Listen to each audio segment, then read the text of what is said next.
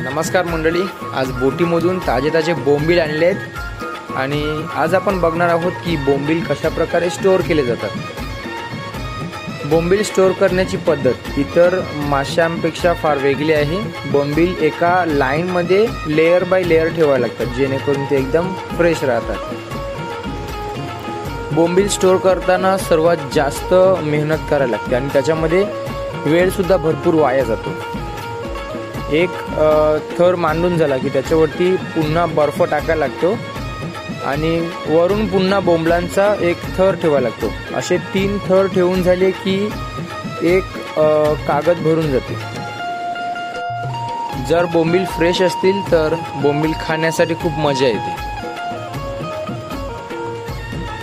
आता हे बोंबील लवकरच मार्केटमध्ये पाठवले जातील।